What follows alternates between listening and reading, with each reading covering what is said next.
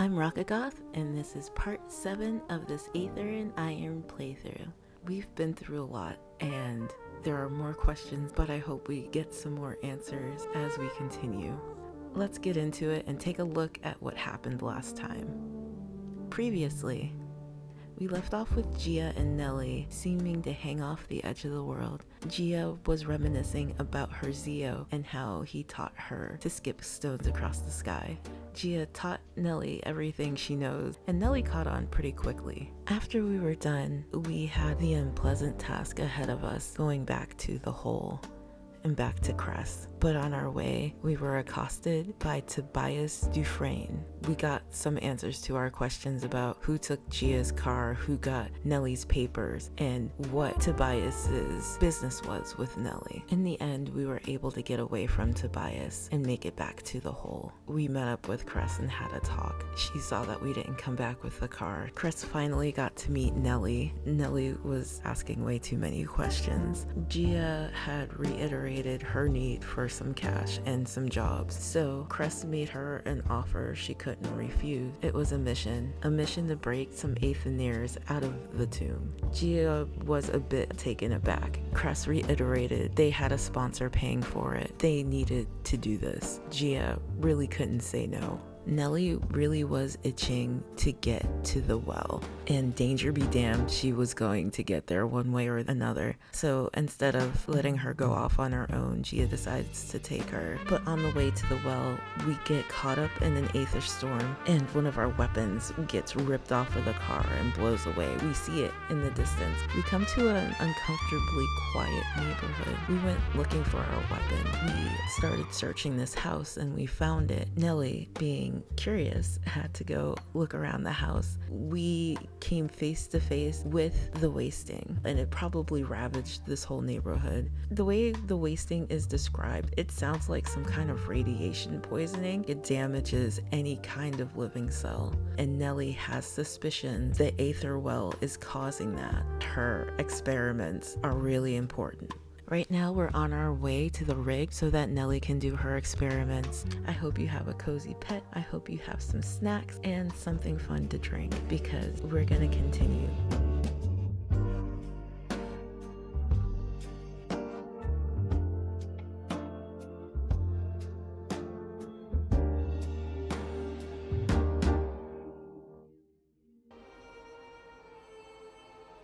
I guess we're going back this way. Thanks for the help, Gia. This research really is important. I'm glad you can see sense, unlike that Mr. Throg. Hey, take it easy on him, okay? He's a good egg. And he's right about the well. You shouldn't have tried to go by yourself. She shuffles in her seat, adjusting like an agitated bird in a nest of thorns before changing the subject. I think that dude, like, it's dangerous, like... What you said before, about ghosts, where are we going exactly? An old Aether rig still floating just off the edge. Nasty storm years back. Strong even for the well. Killed the whole crew. Though some still say their spirits keep it afloat. Wait, you don't actually believe in ghosts, do you?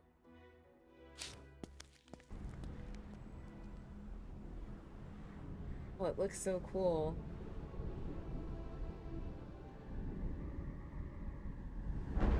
The vast hulk of the abandoned Aether collector rusts in the crisp air, its looming broken silhouette stark against the swirling mass of the well.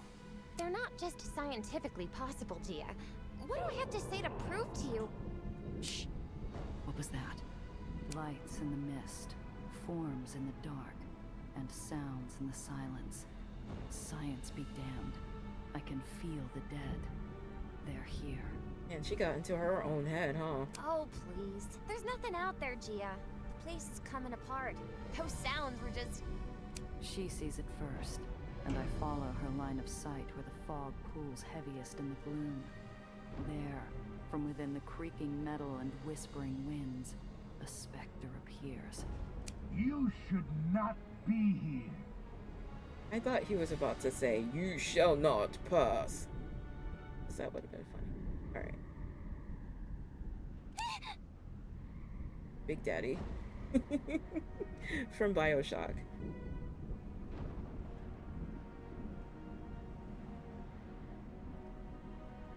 I just think it's a regular person who's in some suit. They are real. No scientific evidence my ass. Only wish I'd be alive to rub Nellie's face in it. But we're in the lowest part of the city. No. We left the city days ago. Your mind's going ripe without the oxygen. This is why you need the suit. Kids these days, they never listen. Never listen. Ghost wanders off, warning unseen forms in the gloom and looking for another haunt. Or perhaps his mind amongst the rusted wreck of the ship. Yeah, he's harmless. Never listen. I know, Newsom, I know. I tried to tell them. What did you want me to do? No, I'm not going to do that. Is he talking to himself or does he have a radio? I don't know if I want to find out. Wait, hello, Mr. Ghost. We won't be long. Was hoping to just take a look at the well.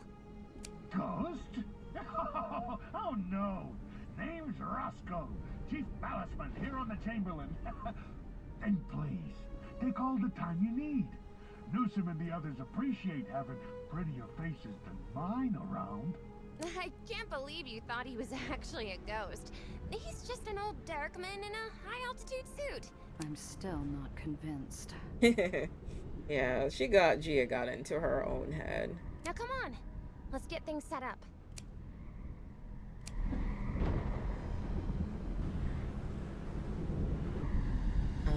Sounds windy. Ooh, how far over? It looks so cool. I wonder how close we're gonna get. I forgot the name of the gentleman we just met. This guy. The ghostly remnant of an old Derrickman weaves in place, his helmet emitting a warm, buzzing drone, somewhere between radio static and the crackling of the last coals of a bonfire. Okay, so we found out he's a Derrickman. What's a Derrickman? A Derrickman or a derrick hand is a drilling crew member who works on a platform attached to the derrick of a mast, usually about 20 to 25 meters above the rig floor. The derrick supports the rig drilling assembly. You don't have to stare. I'm telling you, he's not a ghost. The dead can't talk, Gia. They don't have functioning vocal cords. Stranger things have happened. He's just a person. Probably been suffering the deleterious effects of living so close to the well. Sir, do you have headache and delusions? I want to hear what the little lady has to say. I can't hear with you droning on about birds. What was that? How are you still kicking, out here all by yourself? By myself? I'm not alone. We all take care of each other up here. All of us. The Baron doesn't give you any trouble? No. Mr. Broderick is quite kindly. Keeps us well fed. I only wish that man would shave. Yuck! Disgusting rodent on his face. Broderick. Rings a bell. One of the old barons of New York. Not a name I'd heard since Zio told stories about the Days of Blood, when Eli first started taking territory and executing his rivals. And the well? The well? The well? Oh! I've heard of that thing. A strong wind off New York shows up in the winter. Don't worry, young lady. Storms come and go. Come and go burrows into my ear, nesting in the part of my brain concerned with old memories. A radio advertisement as a kid talking about how the well was nothing to worry about. You the only one keeping this hulk in the sky? Not me. No. The Aether. It's been, what, 30 years since this thing went out trawling? Without a refuel, the Aether levels can't still be enough. Yes, they can. You youngsters, you don't appreciate Aether. You didn't see it. When we first found it, it changed everything. The world became It became a circus.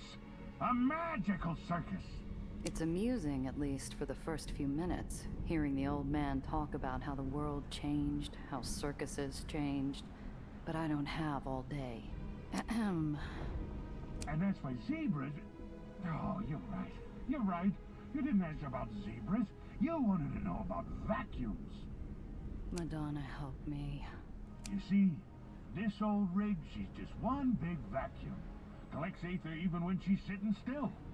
As long as I keep those engines going, she'll stay up here forever. Who is that you're talking to? You? No, I mean when... Shh. Newsome, the lady is talking. I hope he has, like, a walkie-talkie or, like, some kind of intercom in that suit. You were saying? Never mind. My friend here is studying the well. We were hoping you might have some old records from what it looked like back when your rig was airborne.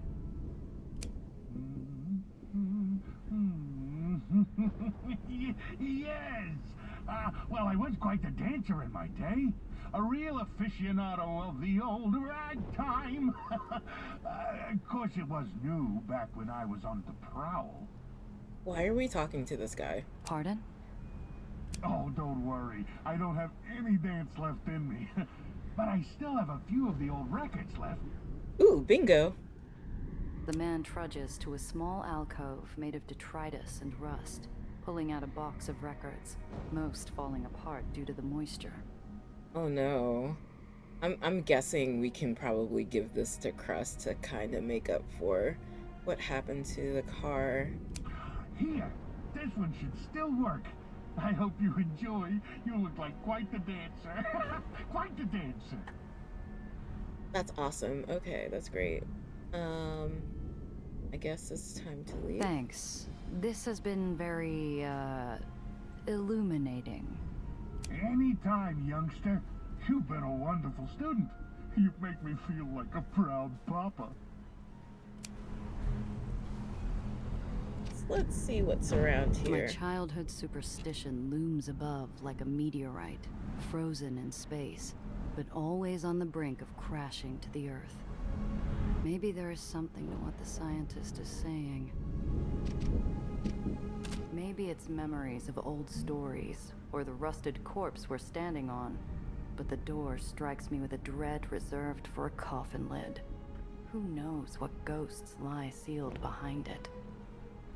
Okay, let's see how this goes.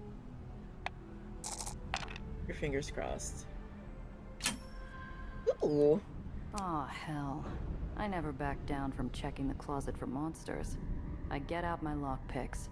Every click and twist, I hear nothing but the creak of metal. By the time I yank the door open, it's almost anticlimactic. The only shadows to find are a bundle of crates.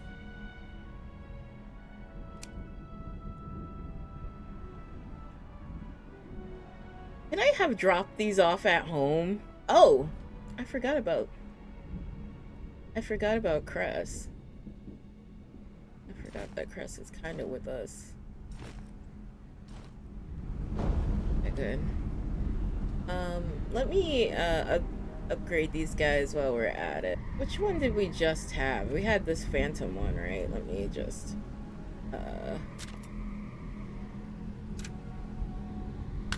yeah, let's do that. And then we have to do Crest, right? I don't know. I just want to keep doing Grease Monkey.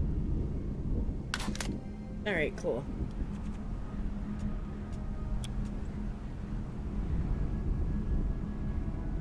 Alright, so I thought there was something else here, but maybe not. The motionless Aether rig stands as a lonely grave marker to a dead era. A eulogy to our first stumbling steps into the sky. Alright, I guess we're going this way.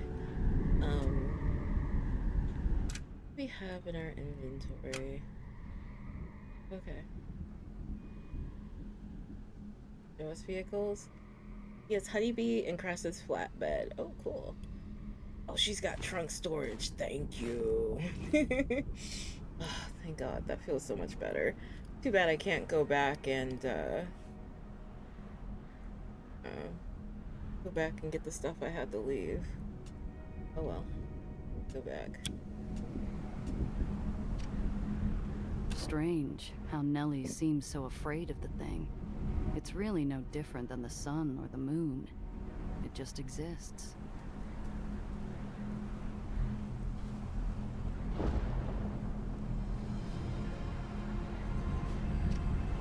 Come on, help me set this equipment up. There isn't much for me to do, but I think the kid enjoys bossing me around.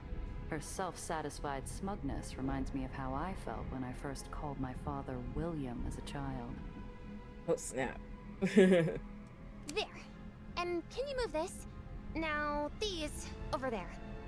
Yeah, that's glass. Just be more careful, please. One more thing. By the panel. No, the other panel. Eventually, Nellie stops giving orders, and I'm fossilized along the sidelines, turning into little more than a paperweight in a coat. This is a whole lot of, scientific equipment. What are you trying to build? Well, in the absence of a Pfeiffer trap to collect the Aether in the air around us, I'll need to improvise. She accents her determination with a sudden drop of a crate full of junk I recognize from the various ditches and drains in the hole. The Radish King is splattered in faded paint along the side. You really should pay more attention to the garbage lying around the hole. I found parts of a cyclotron just laying around. Oh, and a 1925 Hethelbaum cathode. I couldn't find any thorium, though. The experiment can work without it. Hopefully. But since we're on an old Aether rig, there has to be some around here. Think you can find some? Yeah, let's Thorium? ask. I'm not blowing us up. Oh, of course you haven't heard about it. Don't worry, it's easy. It's a metal used on Aether catching equipment, though it can have other practical uses, such as creating heat-resistant material. Hate to break it to you, kid. Don't think that helps me all too much. It really doesn't. It tarnishes a dishwater green color. Look for that. If you don't find anything, don't worry. The experiment should still work. Okay. Let's try to look. Do we look around here?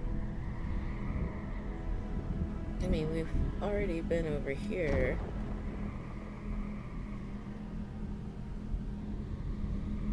Oh. There was one summer where we saw Zio off on a ship bound for the Congo. The captain allowed us on the helm for a peek, and I can't remember ever feeling more ready to explore the world. Unfortunately, the only adventure this mausoleum inspires is one that takes place entirely inside a dusty graveyard. There's barely anything other than mangled junk buried here. A well-worn captain's chair tilts sadly in the center of the room, disappointed at a life now stationary and unburdened. Maybe just a quick. I gingerly sit down, bracing myself for the thing to collapse. It holds, and for a moment, I imagine soaring across the Atlantic to some foreign shore and away from here.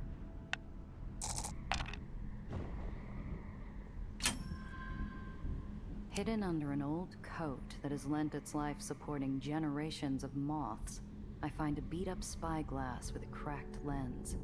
The smallest tint of amber indicating the presence of thorium. Let's go.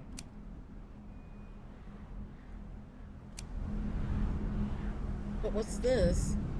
The warped barrels are silent and will never fire again. Good thing, too. After a failed attempt at a raid in the countryside, Zio and I learned real fast that Aether rigs are best left alone. The gunhouse is dark, other than small beams of light filtering through old bullet holes. They don't reveal much, but from what macabre paint they do illuminate, I'd best leave, or disturb another ghost. Alright, let's talk to Nellie. Did we do this already? One of the panels into the inner machinery of the rig repeatedly shifts in the wind, barely held down by a screw that likely wished its existence would end. Quick pull and the whole thing rends free, revealing a dark, seemingly endless cavity into the guts of the rig. Most of those guts, unfortunately, have been eviscerated beyond recognition. The writing is really nice to listen to. Damn it. I can click This on stuff part's all already day. been scavenged. Medium, like, why not? Maybe we can find some more. Oh, yay. Not what I needed, but I'll take it. Alright, let's talk to Nelly. Find anything?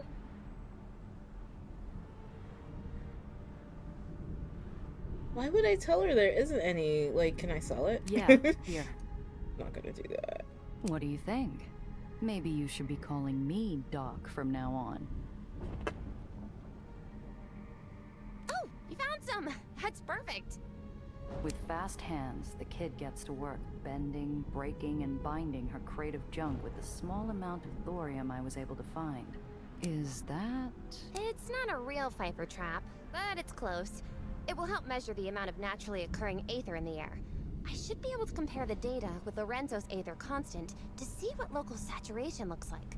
She bites her tongue as she focuses on what seems to be the last part of her little machine. Then maybe we can get some insight on where the well is drawing all this extra mass from. The box begins to emit a soft glow and whir like a carnival novelty attraction. Now to wait. More clicks, more whirs, more clicks, the occasional chirp. Not even the swirling chaos of the well seems interesting enough to alleviate the weight. I take it this basket of junk makes you miss home and all of its shiny, top-of-the-line gear? No, hadn't thought about it actually. But I didn't need any fancy stuff for this.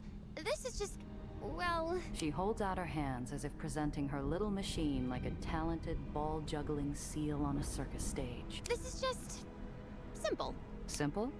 So, any one of you could have roped some trash together and found out the world was ending down here? No, that's not. You know that's not what I mean. I didn't intend to put poison in that joke, but the girl seems to swell up all the same.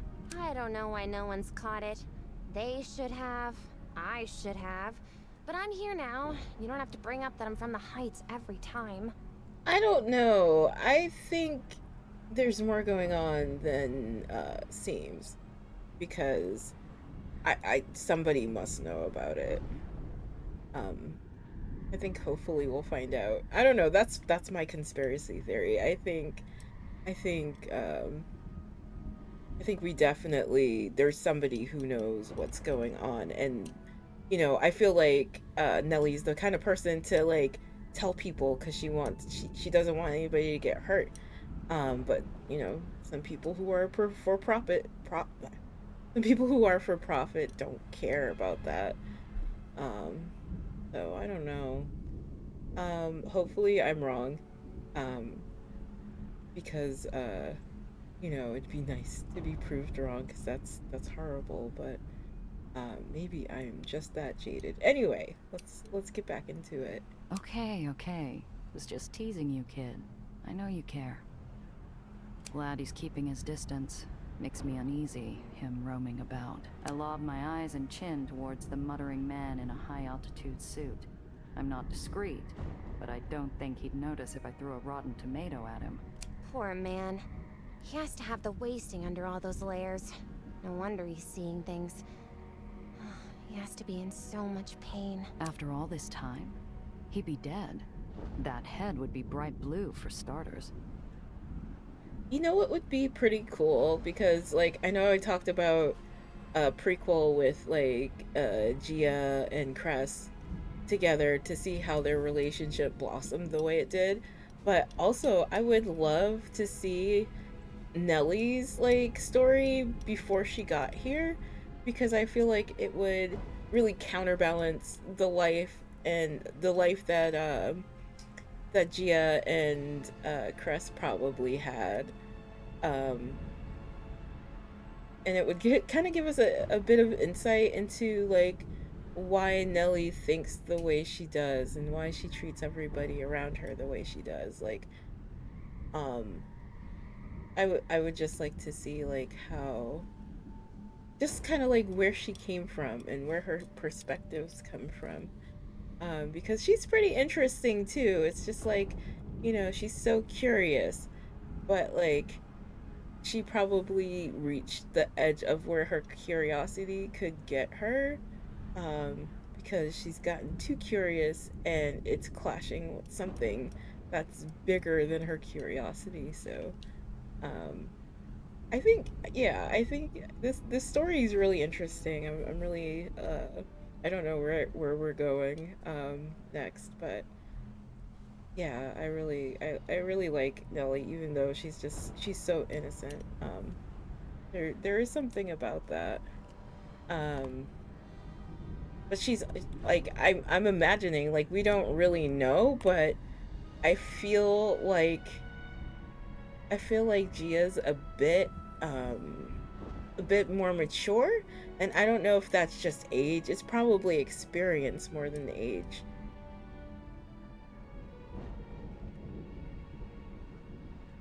I think there's something about, you know, living and struggling to live that makes you have to age and grow up really quick. So they might even be the same age, but you know, Gia just seems a lot more mature than Nellie. But it sounded like Nellie might just be younger. Unless maybe... We studied rare cases in Olympus Park. Patients who showed no outward signs of the wasting, but had gone mad. I mean, that sounds like it could be a possibility. How'd you know they had the wasting then? After they die, we'd watch an autopsy. The brain was... different. Changed. I had to leave before Dr. Monitz finished. I didn't like seeing a human person like that. All taken apart. Got enough to go on? Let's see... Oh, yes! This is perfect! Exactly what I needed to help continue my experiments. I do know my thorium. Nellie turns away from her machine, fresh plastered smile from the victory still smeared on her face. She gives a small curtsy. Of course. I never doubted you, Lady Sif. Excuse me? What's that supposed to mean? Oh, is that her nickname now? Oh, nothing. Just a joke we'd make back home. All right.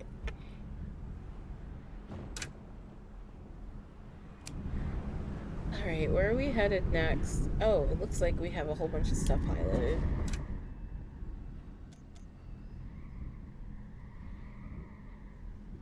Is it Tahana? Wana? We gotta go to Pier 6. Alright. What else was lit up?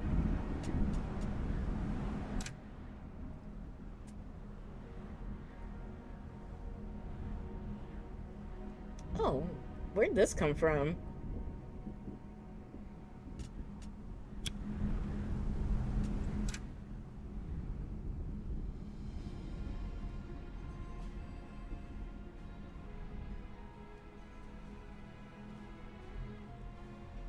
Alright, here we go. The wasting. I'm pretty sure I read this yesterday, didn't I? Anyway, I'll read it. The wasting. Barely a soul in this city hasn't been touched by it. Who knows how many we lost last time? The disease called the wasting sprang up in the wake of rapidly advancing Aether technology and has become a tenacious and terrifying affliction whose exact causes and exact death tolls are still unknown. Any organic material which is affected from flowers to flesh, I remember reading that part, undergoes a gradual and agonizing decay to its essential elemental components. A cure still eludes top researchers, and treatments vary from scientific to superstitious, but all agree that it is deadly and it needs to be avoided at all costs. Baronies and sometimes forced to take... Baronies are sometimes forced to take drastic measures to stem the spread of an outbreak, which often disproportionately affects the Aetherneer population. Yep, I remember reading this part too.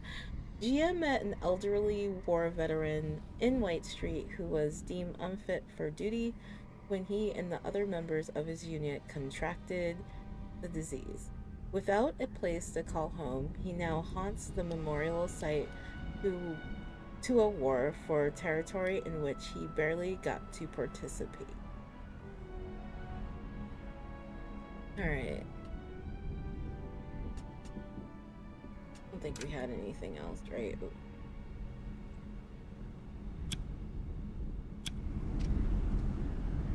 Alright, so we're going back out.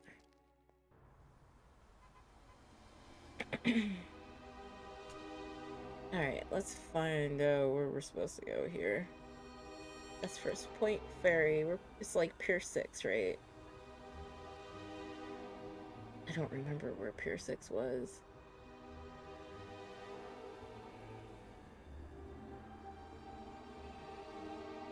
Oh, so we know that's definitely a checkpoint.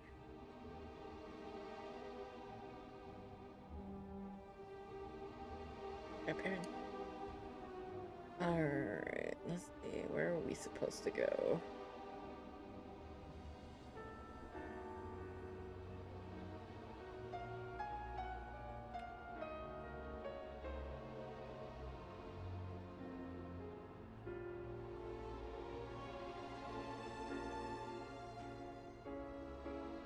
Is this the next place we're supposed to go?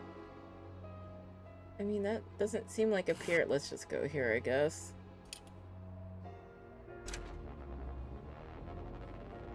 The barge we're using is a rusted corpse left on the side of the road, half buried in trash and waiting for someone to put it out of its misery. Chris, you brought her along?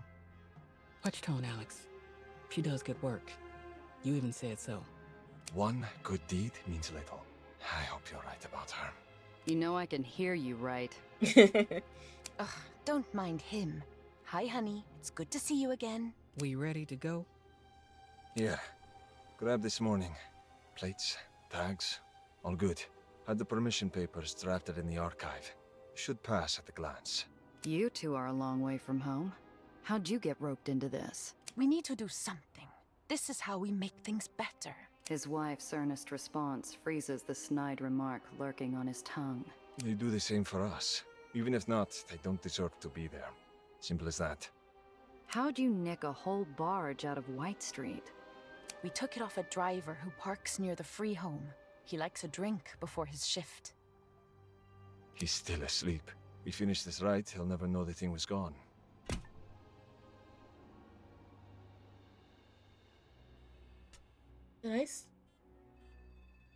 Should I start this? Because it looks like the cars are repaired. We have components that we didn't use yet. I guess get going. Press, time to go. Get back safe. We'll bring everyone home. Thank you, and you too. Be safe, please. We don't need anything happening to the both of you. They unveil a hatch behind a pile of dirt and steel. Within seconds, they're gone. Gia. Most of the time, Cress has a hardened shell, prickly to some, impenetrable to most, built to protect against the world. She turns to me, defenses up, but a vulnerable seriousness radiating from her. I'm not leaving those people stuck in that hellhole. You're running interference. I need you to get me there and get us all out again. If anyone sees us, it could blow the whole thing. Don't worry, Cress. I'm on the clock.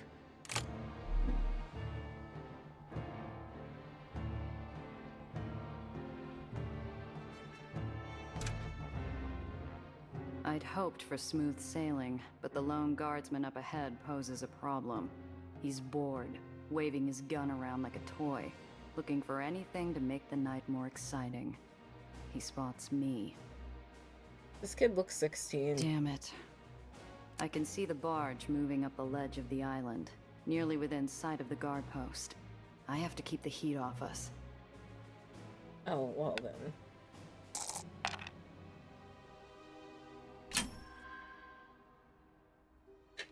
Yeah, cool. That wasn't too hard. I'm no damsel, but I do my best impression. I mess my hair, widen my eyes, and drive up to the guard. Sir, help. They're after me. Bandits, thugs, Evil men. They're right behind me. I only just escaped. Look at her feet. The guard shoots me a grin more bloodthirsty than reassuring. He thanks me before sprinting off to rain vengeance on my imaginary attackers. I like that. Yeah, that was great. I like that.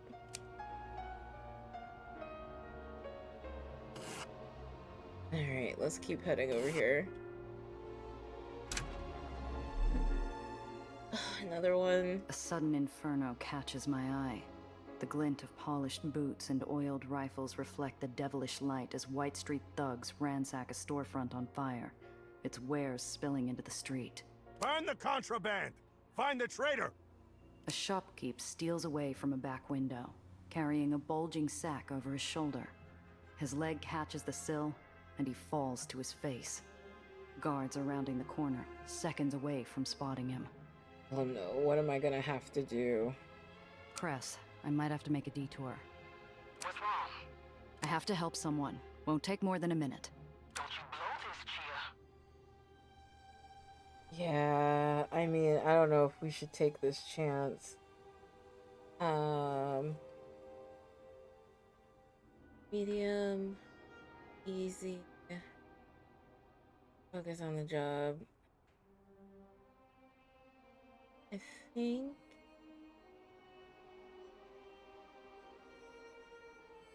let's do this. Okay. It's a gamble, but a man's life is in the balance, and I figure I can tip the scales. I slam the accelerator, bursting around the corner and through the guards, tearing a path past the cars and into some side street. The Whitecaps give pursuit, but their lumbering rides weren't made for tight corners. I catch a glimpse of the shopkeep's shoe as he jumps the fence and makes good his escape. Chia, where you going?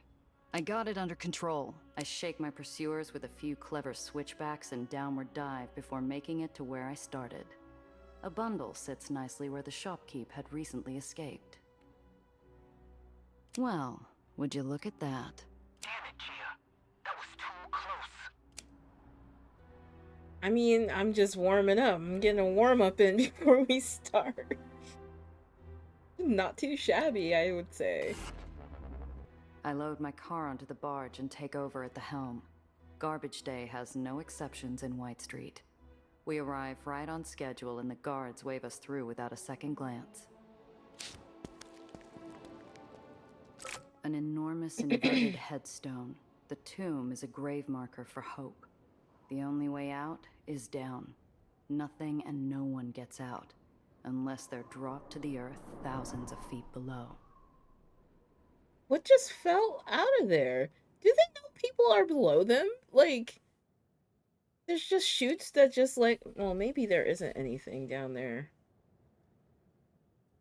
That's crazy. The clock ticks. Cress and I wait in a darkened bank of smoke and cloud. 10 minutes late. They'll show up. Just wait for their signal. I massage pins and needles out of my thighs while we sit, unmoving. It's only a matter of time before someone comes around to ask questions. Cress, get down! Cress ducks under the dash while a massive shadow swoops alongside us. A groaning barge burdened with thousands of pounds of waste, driven by a man oblivious to our cold sweat.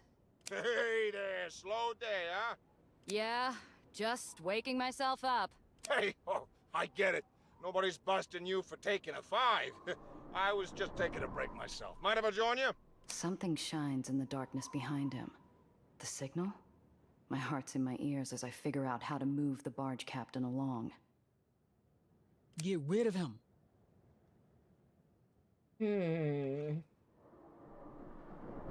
I don't feel like this is nice. I feel like he might... Let's try this one. Word of advice. I spotted officers circling the area. They won't take kindly anyone slacking on duty. Intelligence officers? Here! You're pulling my leg. It's been quieter than a cemetery. Just up on the east ledge. Probably planning a surprise inspection. I'd beat it. Good tip. Take care, friend. They'll ticket you for anything. Dirty magazines, parking, painting your neighbor's dog green. That was oddly The barge pulls away and Cress unhides herself while I hunt for the glint of signal light.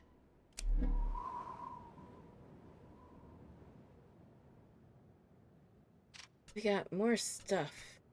You know, just kind of curious what's going on. Alright, let's take a look at all this stuff. That's the trash chute. Cress, Okay. there's the chute. I kind of figured. A pencil-sized light in the mouth of darkness. Adrenaline and hope are the only things keeping the Aetherians from losing what precious grip they've got on that chute. That's them. Go! Wait, searchlights first.